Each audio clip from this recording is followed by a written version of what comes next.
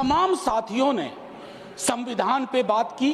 अपना अपना दायरा है, अपनी अपनी सोच है, अपनी अपनी प्राथमिकताएं हैं, लेकिन महत्वपूर्ण ये है कि हमने संविधान पे बात की। कई ओहदेदार लोग दूसरे स्तंभ के, वो तो ईश्वर से बात करने लगे हैं। भगवान को कितना काम है, किसी की नौकरी लगवानी है, किसी की शादी करवानी है, किसी को चुनाव जितवाना है, तो किसकी पर्ची निकलेगी, किसकी अर्जी लगेगी। तो अच्छा है कि हम संविधान के दायरे में बात कर रहे हैं। माननीय सभापति महोदय, नेहरू जी पर बहुत चर्चा होती है जब से इस संसद में आया हूं, और मैं इस नई सरकार के बाद ही सदन में आया हूं। बचपन में सोचा करता था पार्लियामेंट पहुंचूंगा, लेकिन आज एक कन्फेशन करता हूं, हमेशा अपने को विपक्ष में देखता था, तो विपक्ष में ही हूं। तो सर ऐसा है, मैंने कई दफा कहा है, 14 का चुनाव, 19 का चुनाव, 24 का चुनाव, जवाहरलाल नेहरू नहीं हारे हैं, विपक्ष हारा है, कांग्रेस हारी है। 100 साल आप चुनाव जीतेंगे, लेकिन नेहरू को फिर भी वहां खड़ा पाएंगे, क्योंकि अथॉरिटेरियनिज्म के खिलाफ, पार्लियामेंट्री डेमोक्रेसी के प्रतीक हैं नेहरू। वो ढाल हैं, वो रक्षा कवच हैं।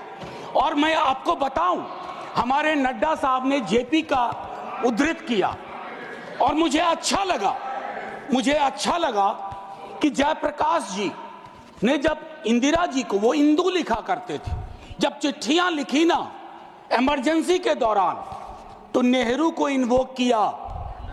आई am writing to you in the name of your father Jawaharlal Nehru. वो ऐसे व्यक्ति थे, जब उनकी आलोचना नहीं होती थी तो छद्म नाम से अपनी आलोचना स्वयं करते थे। तो मैं क्या कहूं, जयप्रकाश जी का कश्मीर पर जो नेहरू जी को चिट्ठी थी या इंदिरा जी को चिट्ठी थी, अगर वो चिट्ठी आज मनोज कुमार झा अपने नाम से कॉपी पेस्ट करके लिख दे, तो सर शाम तक मैं टेलीविजन डिबेट में विलेन बन जाऊंगा। मेरे पर यूएपीए लगे ना लगे, सांसद हूं शायद ना लगे, लेकिन बहुत तरह की तोहमत लगेगी। सर एक आवश्यक बात, हम महापुरुषों की जन्मतिथि पुण्यतिथि पर माल्यार्पण वाले दुनिया के नंबर 1 देश हैं। इतनी पुष्प वर्षा करते हैं जन्मतिथि और पुण्यतिथि पे, लेकिन सर वो तिथियां इस बात की भी होती है कि हम अपनी चुनौतियों को स्वीकार करें। अगर हम संविधान दिवस मना रहे हैं, क्या फ्रीडम के बारे में नहीं बात होनी चाहिए? दोनों तरफ ऐसी बातें हो रही हैं, मेरी कमीज सफेद, तुम्हारी कमीज गदली। अरे साहब, संविधान की कमीज देख लो, वो गदला ना हो, उस पे दाग ना पड़े, ये हमारा दायित्व होना चाहिए। आज से 25 वर्ष बाद मैं इस सदन में नहीं होऊंगा, हम में से बहुत लोग नहीं होंगे।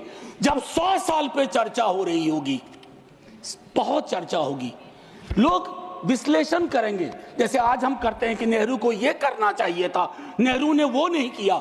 100 साल बाद कोई आपके बारे में टिप्पणी करे, मैं जीवित नहीं रहूं, संभवतः मैं सदन में नहीं रहूंगा, लेकिन वो भी अच्छा नहीं लगेगा सर, अशोभनीय लगेगा। टाइम मशीन नहीं है सर, नहीं तो मैं अपने सारे साथियों को 47-46 ले जाता। खून की नदियां बह रही थी दोनों तरफ, खून की नदियां, मंदिर में गाय काट के फेंकी जा रही थी, मस्जिद में सुअर फेंके जा रहे थे।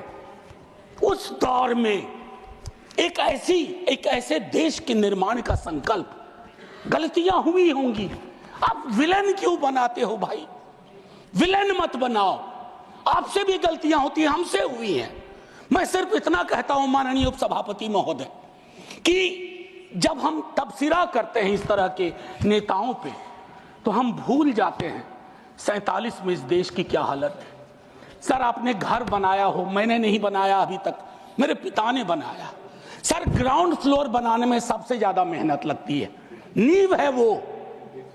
नेहरू और अंबेडकर, पटेल, आजाद ने नींव डाली, आप सेकंड थर्ड फ्लोर बना रहे हैं, उन्होंने फर्स्ट फ्लोर बनाया, आप 5 फ्लोर और बनाइए, लेकिन नींव के बगैर फ्लोर किसी काम का नहीं है, ये याद रहना चाहिए। सर माननीय उपसभापति महोदय, हमारे प्रधानमंत्री जी, भाजपा के कई साथी, और चूंकि ये संविधान की डायरेक्टिव प्रिंसिपल्स में है कि यूनिफॉर्म सिविल कोड। सर मैंने विस्तार से अध्ययन किया है, नड्डा साहब ने भी अध्ययन किया होगा, तमाम साथियों ने। सर कई तरह के उस पर विचार थे, लेकिन डोमिनेंट विचार था कि इसको रखो, किसी दिन वक्त आएगा इस पर बात होगी। सर 44 आर्टिकल जो कि ड्राफ्ट में 35 था, उससे पूर्व आर्टिकल 39 क्लॉज सी है sir, about concentration of wealth. Income inequality का इस देश में जो आलम है, हम टाइम बॉम्ब पे बैठे हुए हैं, टाइम बॉम्ब है ये, और ये सबको इंपैक्ट कर रहा है, ना सिर्फ गरीब मजलूम वर्गों को, मध्यम वर्ग को।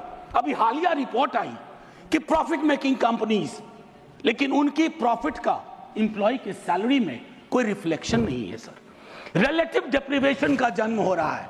44 तक पहुंचिए यूनिफॉर्म सिविल कोड तक, लेकिन रास्ते में एक मील का पत्थर है आर्टिकल 39C। वहां रुकिए, ठहरिए, सोचिए कि इसको, क्योंकि अंबेडकर साहब को आप कोट कर रहे थे सोशलिज्म के बारे में कि वो कहते थे कि वो तो रचा बसा है, सेक्युलरिज्म रचा बसा, मानता हूं, लेकिन उन्होंने नेशनलाइजेशन ऑफ लैंड और इंडस्ट्री की भी बात की थी। मैं उसकी पैरोकारी आज के दौर में नहीं कर रहा हूं, लेकिन ये जरूर कहूंगा कि प्राइवेट प्लेयर्स ऐसे ना हो जाएं कि एक को चादर से ढकने के चक्कर में पूरा देश नग्न सच्चाई से रूबरू होता रहे। ये नहीं होना चाहिए। अब सर मैं एक बात कहता हूं, आज जब मैं यहां बोल रहा हूं, इस देश के किसी न किसी कोने में सीवर से एक आध डेथ हो चुकी होगी, सीवर में उतर करके। खुदाई चल रही है इस देश में, कई जगह खोदे जा रहे हैं। एक खुदाई हम सब सांसद मिलके करें, वो जो सेप्टिक टैंक और सीवर में उतर करके जहरीली गैस से मरने वाले लोग, ये कौन है? ये हम एक हैं तो सेफ हैं में नहीं आते, ये हमारे हिस्सा नहीं है, इसी समाज का हिस्सा है। हाँ, ये अव्वल बात है कि हमारी जातिगत सीधी नुमा पदानुक्रम में वो नीचे आते हैं, तो उनके उन पर गौर थोड़ा हम कम करते हैं, ये नहीं होना चाहिए। और मैं समझता हूं कि फ्रीडम की जब बात हो तो हम मूल्यांकन करें। फ्रीडम में हाइफन नहीं होता है, फ्री के बाद डॉम नहीं, जैसे जॉर्ज ऑरवेल की किताब में था, all animals are equal but some animals are more equal than others. इस देश में नाम और सरनेम से भी चीजें तय होती हैं सर।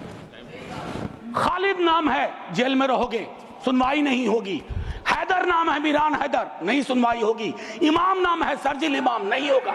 गुलफिशा होगी, नहीं होगा। तो ये सारी चीज, एक मिनट आप, मैं मेरा टाइम पॉज कर दीजिए, मेरा टाइम पॉज कर दीजिए, मेरा टाइम पॉज कर दीजिए। मैम चेयरपर्सन, मेरा टाइम पॉज कर दीजिए। मैम मैं सिर्फ इतना कहना चाहता हूं, अभी यहां बोल रहा हूं, मूलवासी बचाओ संघ मंच है छत्तीसगढ़ में, अनलॉफुल बना देते हैं आप। अरे कोई तो तौर तरीका हो। किसान विरोध करे, देशद्रोही है। विद्यार्थी विरोध करें, नौकरी के लिए, नौकरी मांग रहे हैं आपसे, और कुछ तो नौकरी भी नहीं मांग रहे हैं, परीक्षा समय पर कराने की मांग कर रहे हैं। आप कह रहे हो अराजक है, नक्सल है। ये जो शब्दावली लेकर के, विशेषण लेकर के आप घूमते हैं, इससे थोड़ा बाज आइए। मैं कह रहा हूं ये टेम्पटेशन होता है जब बहुत बड़ी सत्ता होती है, 15वें वर्ष में, 11वें वर्ष में प्रवेश करते हैं, लेकिन उस टेम्पटेशन को रोकना मैच्योरिटी है, परिपक्वता, परिपक्व लीडरशिप की बात होती है। वैकल्पिक विकास की कोई मांग आपसे करेगा तो आप कहोगे नक्सली है। अब मैम चेयरपर्सन, एक और चीज कहना चाहता हूं, मैं पीड़ा साझा करता हूं बांग्लादेश में जो हो रहा है, साझा करता हूं पीड़ा। 71 के बारे में पढ़ा था, अभी देख रहा हूं, लेकिन मैम मैं महात्मा गांधी पर जाना चाहता हूं।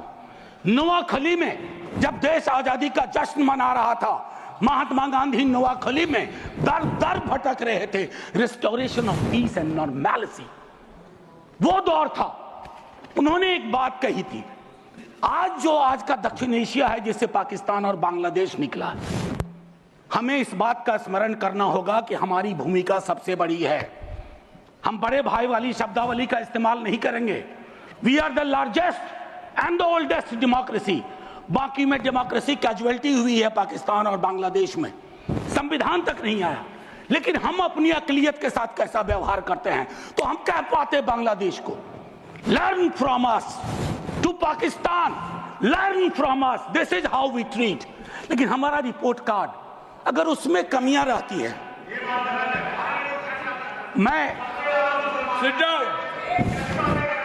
Sit down. Sit down. Ma'am, chairperson, my time should be paused. Down. My time should be paused.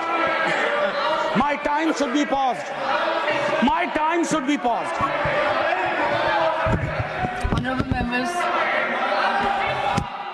Ma'am, एक चीज मैं एक चीज कहना चाहता हूं। अंबेडकर साहब को कोट किया गया, अंबेडकर साहब को कोट किया गया, और एक मिनट किसी की भावना आहत हुई है तो मैं वापस लेता हूं। It is primarily a mode of, सुनिए, it is primarily a mode of associated living. Democracy is not simply a form of living, form of government. Associated living, कितना इसको अपने जीवन में उतार पाए, ऑफ कॉन्जॉइंट कम्युनिकेटेड एक्सपीरियंस, कितना उतार पाए। जातिगत जनगणना की जब बात होती है तो बट जाते हैं हम। क्यों बट जाते हैं भाई? वर्गीकरण की बात होती है, बिना जनगणना के वर्गीकरण कैसा? एनएफएस के माध्यम से एक नई रवायत का जन्म हो गया है। एक ओबीसी की लिस्ट में क्रीमी लेयर के इंटरप्रिटेशन के लिए आप राज्यों की समकक्षता इक्विवेलेंस को एक ऑर्डर के माध्यम से छुपा देते हैं। आपका दोष नहीं भी दूंगा, कहूंगा कि अधिकारी वर्ग के अंदर अभी भी वो मानस है कि वो रिप्रेजेंटेशन से परेशान होता है, चिढ़ता है, उसको लगता है ये यहां कहां आ गए। अभी बिहार में सर्वेक्षण हुआ, कई लोगों ने कहा हम तो इतने कम नहीं हो सकते। विजिबिलिटी और न्यूमेरिकल स्ट्रेंथ में फर्क होता है।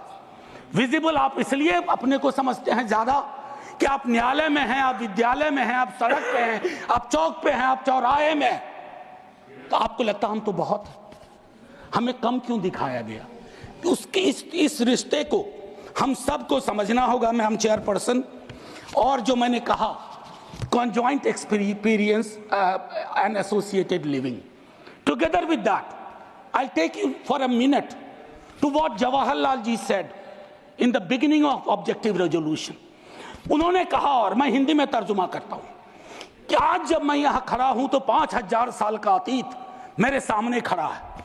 मैं अभिभूत भी हूं, लेकिन मेरी चिंताएं भी हैं। इन चिंताओं और अभिभूत होने के बीच किस तरह के राष्ट्र का हम निर्माण करेंगे इस संविधान सभा के माध्यम से, मैं इस चुनौती को स्वीकार करता हूं अपने साथियों के साथ। और then he mentioned oath of tennis court. मैंने इस सदन में एक दिन कहा था कि 1789 के रेवोल्यूशन के बाद जहां से लिबर्टी, इक्वालिटी, फ्रैटर्निटी आया, जवाहरलाल जी ने कहा तब के बादशाह ने वहां कमरे बंद करवा दिए कि कॉन्स्टिट्यूएंट असेंबली नहीं बैठ सकती है। एक कमरे से दूसरा कमरा, दूसरे कमरे से बरामदा, और आखिर में टेनिस कोर्ट में पूरी की पूरी असेंबली बैठी और ओथ लिया। उसको कहते हैं ओथ ऑफ टेनिस कोर्ट। उन्होंने क्यों यह उदाहरण दिया कि हमारी डेमोक्रेसी में भी कभी इस तरह के चैलेंज आ जाए तो संसद इमारत की मोहताज नहीं होगी। संसदीय लोकतंत्र इमारत की मोहताज नहीं होगी, वो इबारत देखेगी। और इबारत में फर्क है। मैम आज मैंने कहा था हट करूंगा, 1.5 से 2 मिनट और चाहिए। अब मैंने कहा कि 1 नेशन 1 इलेक्शन की बात हो रही है, उस पर विस्तार से बोलूंगा। जिस दिन अगर आया, अगर सिलेक्ट कमेटी को गया तो अलग बात है। लेकिन मैम इस देश में 1 नेशन 1 इलेक्शन था।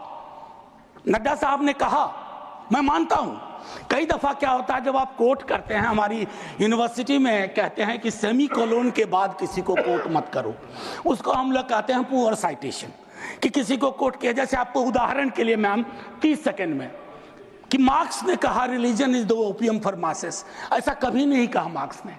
वो सेमीकोलन के बाद का एक सेंटेंस था। उन्होंने ये कहा is the Sai of oppressed, लेकिन सेमीकोलन के बाद का उठा करके कह रहे रिलीजन के तो खिलाफ थे कार्ल मार्क्स। तो उसी तरह से साइटेशन के साथ दिक्कत है। मैं सिर्फ इतना कहना चाहता हूं, वन नेशन की वो साइकिल टूटी थी। वन नेशन वन इलेक्शन की साइकिल 60s मिड 60s में टूटी। आज क्या गारंटी है हम कैसे अगले चुनाव तक ले जाएंगे? Will it be a proxy governance? Then it won't it undermine the idea of will of the people? मैं समझता हूं कि इस पर विशद चर्चा हो और तभी जाकर के एक बस अभी तो 33 सेकंड लिया है, 1 मिनट और दे दीजिए।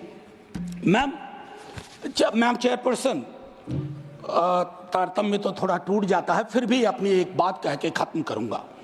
बाबा साहब भीमराव अंबेडकर के बचपने का एक छोटा किस्सा।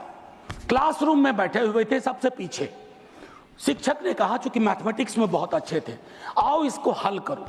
ज्यों ही वो बोर्ड की तरफ बढ़े, जितने कास्ट हिंदू अपर कास्ट के लोग थे वो दौड़ के बोर्ड के पास गए, क्योंकि बोर्ड के पीछे उनका टिफिन बॉक्स था।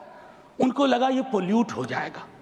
मैम आज वो मान्यताएं नहीं हैं, लेकिन पोल्यूशन प्यूरिटी की नई मान्यताएं आ गई हैं, एक्सक्लूजन की नई मान्यताएं आ गई हैं। और आखिरी में ऑस्विज एक जगह थी पोलैंड में, जहां जिसको सिर्फ गैस चैम्बर से मत समझिए। ऑस्विज के बनने में सालों की नफरत और घृणा थी, जिसका अंजाम ना सिर्फ जर्मनी में भुगता गया, पूरी दुनिया ने। तो ये नफरत घृणा, इस पर लगाम लगे ना तो हर मोहल्ले में ऑस्विज होगा।